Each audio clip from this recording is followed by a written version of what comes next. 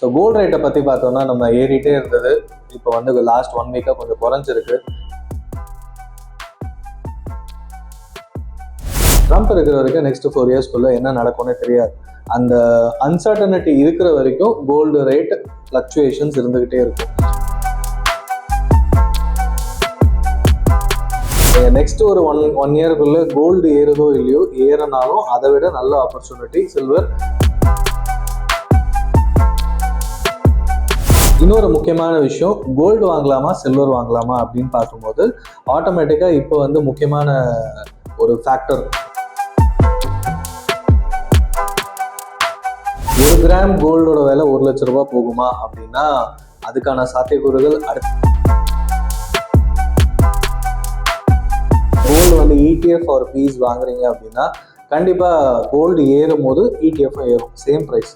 1 gram வந்து இப்போ 9,000 கிட்ட இருக்குன்னா ETF அதே ரேஞ்சில் தான் இருக்கும். எல்லாருக்கும் வணக்கம், நான் கணேசன் திரு, உங்கள் ஃபினான்ஷியல் எக்ஸ்பர்ட். ஸோ கோல்டு ரேட்டை பற்றி பார்த்தோம்னா நம்ம ஏறிட்டே இருந்தது. இப்போ வந்து லாஸ்ட் 1 வீக்காக கொஞ்சம் குறைஞ்சிருக்கு. இதுக்கு மெயின் ரீசன் வந்து இன்டர்நேஷ்னல் மார்க்கெட்டில் வந்து ட்ரம்ப்போட நியூஸ், அதாவது US வெஸ் சைனா அப்படின்ற நியூஸ் வந்து கொஞ்சம் தணிஞ்சிருக்கு அப்படின்னு சொல்லலாம். இவங்க மாற்றி மாற்றி டேரிஃப் இஷ்யூஸ் பேசிட்டு இருந்தாங்க. இப்போ வந்து கொஞ்சம் பாஸ் ஆயிருக்கு. அந்த ஒரு ரீசன்னால தான் கோல்டு ரேட்டு கொஞ்சம் குறைஞ்சிருக்கு. இது இன்டர்நேஷ்னல் மார்க்கெட்டில் குறைஞ்சதுனால நமக்கும் வந்து இந்தியாவில் கொஞ்சம் ப்ரைஸ் வந்து கொஞ்சம் குறைஞ்சிருக்கு.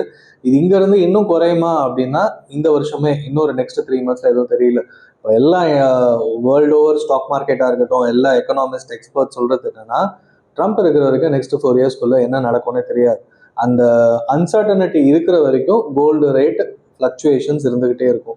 ஸோ அந்த கோல்டு ஃப்ளக்சுவேஷன்ஸ் இருக்கும். நம்ம வந்து இன்வெஸ்ட்மெண்ட் ஆங்கிளில் பார்க்குறோம் அப்படின்னா வெறும் இன்வெஸ்ட்மெண்ட்டை வந்து நம்ம கோல்டு மட்டுமே வாங்கணும். அசட் இன்க்ரீஸ் ஆகிட்டே இருக்கு. லாஸ்ட் டைம் ஒரு வீடியோவில் நம்ம பேசணும், இன்க்ரீஸ் ஆகிட்டு இருக்க அசட் கிளாஸ், அது ஈக்விட்டியாக இருந்தாலும் சரி, ரியல் எஸ்டேட், கோல்டு எதுவாக இருந்தாலும் ஏறிட்டே இருக்கும்போது வாங்கினீங்கன்னா உங்களுக்கு ப்ரைஸ் அப்ரிசியேஷனோ இல்லைன்னா ஒரு பெரிய அட்வான்டேஜ் கிடைக்காது. ஸோ இது இன்க்ரீஸ் ஆகிட்டே இருக்கு. இது உங்களோட பசங்களுக்கு வந்து பொண்ணுக்கு மெயினாக பொண்ணு இருந்தால் கண்டிப்பாக கோல்டு வாங்குவோம். அப்படி வாங்குறீங்க அப்படின்னா கொஞ்சம் ஒரு 1 or 2 இயர்ஸ் வெயிட் பண்ணீங்கன்னா நல்ல அக்யூமுலேட் பண்ணுறதுக்கான தருணம் கிடைக்கும். அப்போ வாங்கலாம். ஏன்னா இது வந்து மார்னிங் ஸ்டார் அனலிஸ்ட்டும் சொல்லியிருந்தாங்க. இன்னொரு பக்கம் இது வந்து 1 லட்சத்தை தாண்டும், 24 கேரட் 22 கேரட்டே தாண்டும் அப்படின்னும் ஒரு பக்கம் பேசிட்டு இருந்தாங்க. பட் இப்போ குறைஞ்சதுக்கு மெயின் ரீசன் அந்த ட்ரம்ப் டேரிஃப் இஷ்யூஸ் குறைஞ்சது. உலகத்தில் அன்சர்டனிட்டி எப்போ பார்த்தாலும் இருந்துகிட்டே தான் இருக்கும். பட் ஆனால் இது குறையும் போது பிஸ்னஸ் ஆக்டிவிட்டிஸ் ஜாஸ்தி ஆச்சுன்னா ஆட்டோமேட்டிக்காக ஈக்விட்டி மார்க்கெட் இன்க்ரீஸ் ஆகும். ஸோ இன்னொரு முக்கியமான விஷயம், கோல்டு வாங்கலாமா சில்வர் வாங்கலாமா அப்படின்னு பார்க்கும்போது ஆட்டோமேட்டிக்காக இப்போ வந்து முக்கியமான ஒரு ஃபேக்டர் 80-50 ரூல்னு சொல்லுவாங்க. அதாவது எவ்வளோ அவுன்ஸ் சில்வர் இருந்ததுன்னா ஒரு அவுன்ஸ் கோல்டு வாங்க முடியும் அப்படின்றது. அந்த ரேஷியோ படி பார்த்தீங்கன்னா இப்போ கிட்டத்தட்ட 100 ounce ஆஃப் சில்வர் வாங்கினாதான் இருந்தாதான் ஒரு ounce ஆஃப் கோல்டு வாங்க முடியும். அந்த ரேட்டுக்கு வந்துருச்சு. ஸோ யூஸ்வலாக அந்த 80% மேலே இந்த நம்பர் போயிடுச்சு அப்படின்னாலே சில்வர் பை பண்ணுறதுக்கு நல்ல ஆப்பர்ச்சுனிட்டி அப்படின்னு சொல்கிறாங்க. ஸோ இன்னொன்று, சில்வர் வந்து இப்போ இருக்கிற ரேட், அகெயின் நீங்கள் இன்வெஸ்ட்மெண்ட் ஆங்கிளில் மட்டுமே இதை பார்த்தீங்கன்னா சில்வர் வாங்குறது ஒரு நல்ல விஷயமா இருக்கும். அது நீங்கள் பாரா வாங்கினாலும் சரி, இல்லைன்னா சில்வர் ETF-ம் இருக்குது. ஸோ அது வந்து 100 rupees 110 அந்த ரேஞ்சில் தான் இப்போது பையிங் ப்ரைஸ். ஸோ இதை நீங்கள் வந்து ஆட்டோமேட்டிக்காக இப்போ நீங்கள் அக்யூமுலேட் பண்ணுறதுக்கு ஒரு நல்ல ஆப்ஷன். நீங்கள் நெக்ஸ்ட் ஒரு ஒன் இயருக்குள்ளே கோல்டு ஏறுதோ இல்லையோ, ஏறினாலும் அதை விட நல்ல ஆப்பர்ச்சுனிட்டி சில்வர். இன்னொன்று, இண்டஸ்ட்ரியல் டிமாண்ட் அப்படின்னு பார்க்கும்போது சில்வருக்கான டிமாண்ட் வந்து நெக்ஸ்ட் 5 to 7 இயர்ஸில் இன்னும் அதிகரிக்கும். ஏன்னா சோலாரோட டிமாண்ட் அதிகரிக்க போது, EV டிமாண்ட் கண்டிப்பாக இருக்க போது. நம்ம இந்த ரீசன்ஸ்னால EV cars as well as solar, இது ரெண்டுமே வந்து போக போக அதிகமாகும் அப்படின்றதுனால, இன்னும் மற்ற இண்டஸ்ட்ரியல் அப்ளிகேஷன்ஸ் இருக்கிறதுனால சில்வரோட டிமாண்ட் இருக்க போகுது. பட் கோல்டு வந்து ஒரு அன்சர்டனிட்டிக்காக தான் வாங்குறோம். ஒன்ஸ் அது வந்து ஓரளவுக்கு தெளிவாயிடுச்சு, ஒரு லெவலுக்கு மேலே அக்யூமுலேட் பண்ணிகிட்டே போக மாட்டாங்க reserve banks across the world, China, India இல்லை மற்ற நாடுகள். அது வந்து ஒரு சேச்சுரேஷன் லெவல் வருது அப்படின்னும் போது ஆட்டோமேட்டிக்காக ரேட்டும் வந்து கொஞ்சம் நிற்கும். ஸோ நம்ம இன்வெஸ்ட்மெண்ட் ஆங்கிளில் இப்போது சில்வர் வாங்குறதுக்கு ஒரு நல்ல தருணம் அப்படின்றது தான் மற்ற அனலிஸ்ட் எல்லாருமே பேசுறது. இது எப்போ கோல்டு வாங்கலாம் அப்படின்னா ஒன்ஸ் அது 50 ounce கிட்ட வரும்போது ஆட்டோமேட்டிக்காக கோல்டு வாங்குறதுக்கு நல்ல ஆப்ஷனாக இருக்கும் அப்படின்னு தான் அவங்க சொல்கிறாங்க. சரி, இது கோல்டு சில்வர் நிறைய பேசிட்டோம். இது எது வாங்க போகிறீங்க இன்வெஸ்ட்மெண்ட் ஆங்கிள். ஸோ நான் இது இப்போ வாங்குறது பெஸ்ட்டா இல்லைன்னா வெயிட் பண்ணி வாங்குறது பெஸ்ட்டா அப்படின்னா, வாங்குறது கல்யாணமாக இருந்தால் அவாய்டே பண்ண முடியாது. நீங்கள் எவ்வளோ வாங்குறதுக்கு பணம் வச்சுருக்கீங்களோ அதுக்கேற்ற மாதிரி கண்டிப்பாக வாங்க தான் போகிறீங்க. அதை வந்து எதுவுமே சொல்லலை. பட் இன்வெஸ்ட்மெண்ட் ஆங்கிள் சில்வர் யோசிச்சு பாருங்கள். It's an option. ட்ரை பண்ணி பார்க்கலாம். நம்மளால் அதுலேயுமே வந்து பணம் பார்க்க முடியும் அப்படின்ற ஒரு இதில் தான் நம்ம பேசுகிறோம். அண்ட் இன்னொரு 10 வருஷம் இருக்குது, 5 வருஷத்துக்கு மேலே உங்கள் பொண்ணு கல்யாணமோ இல்லை உங்கள் பசங்க கல்யாணம் இருக்குது அப்படின்னா அவங்களுக்கு இப்போத்துலேருந்து வந்து நீங்கள் சில்வர் அக்யூமுலேட் பண்ணி வைக்கலாம். இல்லை ஈக்விட்டியில் ஒரு எஸ்ஐபியோ இல்லை ஸ்டாக்ல ஒரு எஸ்ஐபியோ பண்ணீங்கன்னா இன்னும் பெட்டர் ரிட்டர்ன்ஸ் கிடைக்கும்.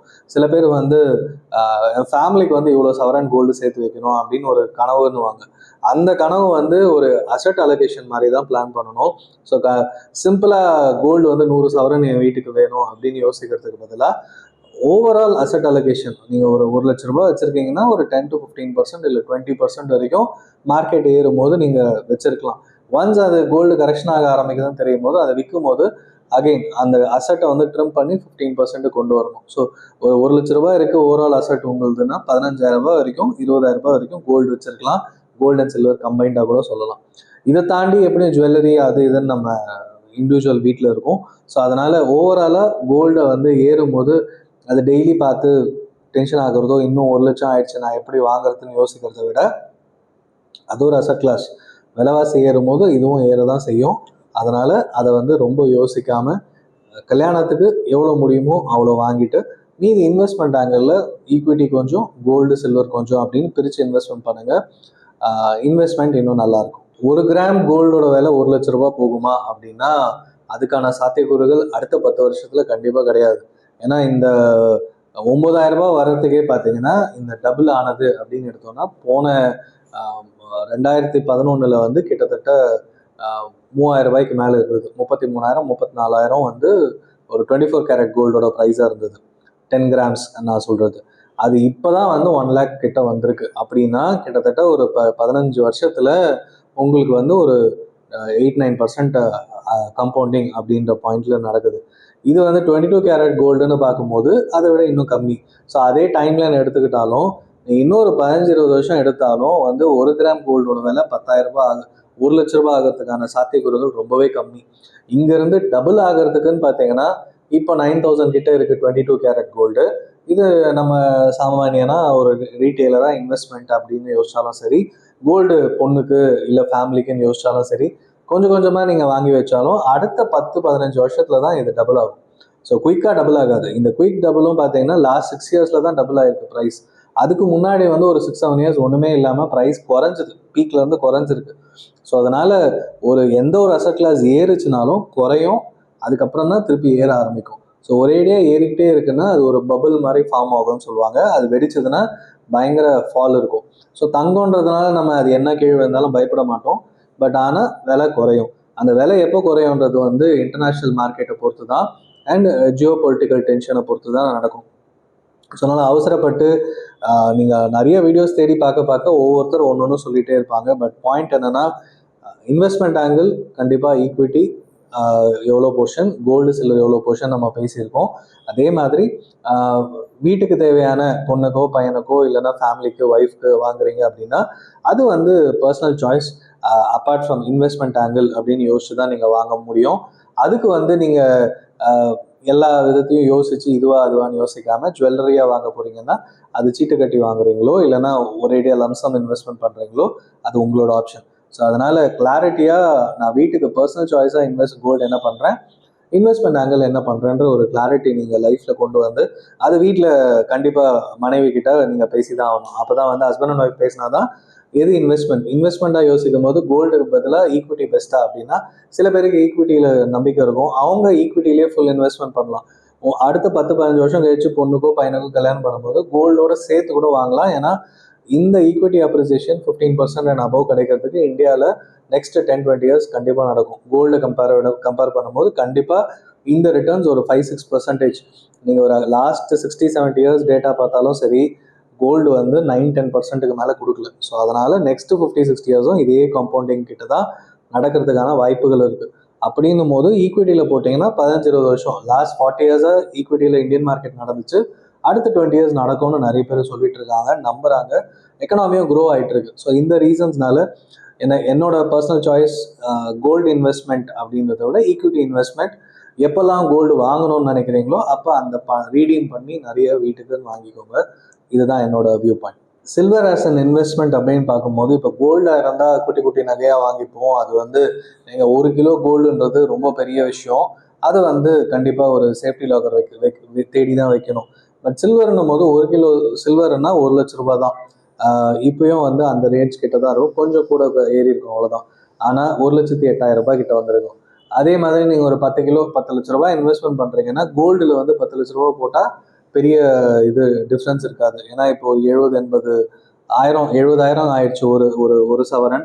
10 சவரன் வாங்கினாலும் ஒரு செயின்லேயே அது 10 சவரன் ஆடங்கினாலும் ஒரு ஈஸி டு ஹோல்ட் அப்படின்ற மாதிரி.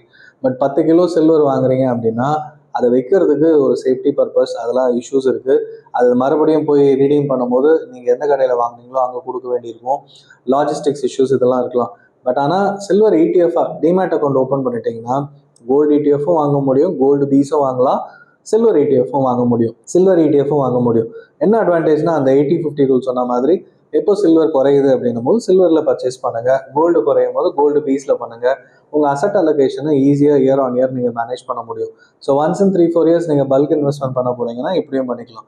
ஏன்னா இன்வெஸ்ட்மெண்ட் ஆங்கிள்னு வரும்போது இந்த மாதிரி டிமேட்ல ஆன்லைனில் பண்ணீங்கன்னா விற்கிறதும் ஈஸி. நம்ம ஃபிசிக்கலாக வச்சுருந்தா இருந்துட்டு போகட்டும் அப்படின்ற ஒரு மைண்ட் செட் தான் வரும். ஸோ வீட்டில் வந்து அடுத்த ஜென்ரேஷன் இல்லை பசங்களுக்குன்னு கொடுத்துருவோம். But silver as ETF best choice. Gold வந்து ETF ஆர் பீஸ் வந்து அது ஒரு பெஸ்ட் சாய்ஸ் அப்படின்னு சொல்லுவேன். கோல்டு வந்து நான் எப்படி பர்ச்சேஸ் பண்ணலாம் அப்படின்னா, ஒன்று வந்து அகைன் ஆஸ் அன் இன்வெஸ்ட்மெண்ட். சரி என் பொண்ணுக்கு வாங்குறேன், இப்போவே கொஞ்சம் கொஞ்சமாக சேர்த்து வச்சு சீட்டு போடுறேன் அப்படின்னா, இப்போ நீங்கள் வாங்குற ஜுவல்லரி வந்து இன்னொரு 10-15 வருஷம் 20 வருஷம் கழிச்சு பொண்ணு வந்து விரும்புவாங்களா அப்படின்னா அது ஒரு கேள்விக்குறி தான். ஏன்னா மாடல் வந்து அவுடேட் ஆகிருக்கலாம், டிசைன் அவுடேட் ஆகிருக்கலாம், அப்போ இருக்கிற ட்ரெண்டிங் டிசைன், இல்லை கோல்டு பிடிக்காம இருக்கலாம், என்ன வேணா இருக்கலாம். ஸோ அதனால கோல்டு வந்து ETF ஆர் பீஸ் வாங்குறீங்க அப்படின்னா கண்டிப்பாக கோல்டு ஏறும் போது ETFும் ஏறும், சேம் ப்ரைஸ். இப்போ ஒரு கிராம் வந்து இப்போ 9,000 கிட்ட இருக்குன்னா ETFும் அதே ரேஞ்சில் தான் இருக்கும். ஸோ நீங்கள் விற்கும் போது அப்போ 15,000 20,000 ஆயிருந்ததுன்னா அதே ETF ப்ரைஸும் அதே ரேஞ்ச் தான் இருக்கும்.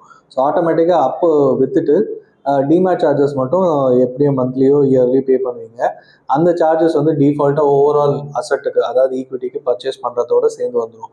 ஸோ நீங்கள் விற்கும் போது எவ்வளோ அமௌண்ட் ETF வச்சுருக்கீங்களோ அது இப்போ சவரன் கிராம் கணக்குலன்னா ஒரு 100 கிராம் சேர்த்துட்டீங்க அப்படின்னா அது விற்றுட்டு வர பணத்தை எடுத்து நீங்கள் ஈக்விட்டி டாக்ஸேஷன் வரும். அதுக்கப்புறம் நீங்கள் அதை பர்ச்சேஸ் கோல்டு ஜுவல்லரி பர்ச்சேஸ் பண்ணுறதுக்கு யூஸ் பண்ணிக்கலாம். It's an option. இதுதான் வந்து பெஸ்ட் ஆப்ஷனாக இருக்கும். அதே மாதிரி டிஜிட்டல் கோல்டும் பை பண்ணலாம். MMTCலாம் பார்த்தீங்கன்னா 24 கேரட் கோல்டே கிடைக்கும். ஸோ 24 கேரட் கோல்டு கிடைக்கும் போது உங்களுக்கு டிஜிட்டல் கோல்டாக எப்போ ரிடெம்ஷன் பண்ணணுமோ அப்போ எடுத்துக்கலாம். அகைன் இது வந்து ஒரு சர்டைன் போர்ஷன் இவ்வளோ கிராம் வந்தால் தான் ரிடெம்ஷன் பண்ண முடியும். அப்படி இல்லைன்னா அந்த டிஜிட்டல் கோல்டை எப்போ விற்கணுமோ நீங்கள் அவங்ககிட்டயே விற்றுட்டு மணியாகவும் எடுத்துக்கலாம். ஸோ 2 ஆப்ஷனும் உண்டு. நீங்கள் ஃபிசிக்கலாக வாங்கணும்னு நினச்சிங்கன்னா மினிமம் இவ்வளோ போர்ஷன் அந்த இப்போ நிறைய ஸ்டாண்டலோன் ஆப்ஸ்லாம் வந்துருச்சு. ஆகுமெண்ட் கோல்டுன்னு ஒரு கம்பெனி, அப்புறம் இன்னும் நிறைய கம்பெனிஸ்லாம் வந்து ஆன்லைன்லேயே டிஜிட்டல் கோல்டு கொடுக்குறாங்க. ஸோ அந்த பர்ச்சேஸ் என்னென்னா டிஜிட்டலாக உங்கள் லாக்கர் மாதிரி ஆன்லைனில் 1 கிராம் வச்சுருக்கீங்க 10 கிராம் வச்சுருக்கீங்கன்னு தெரியும்.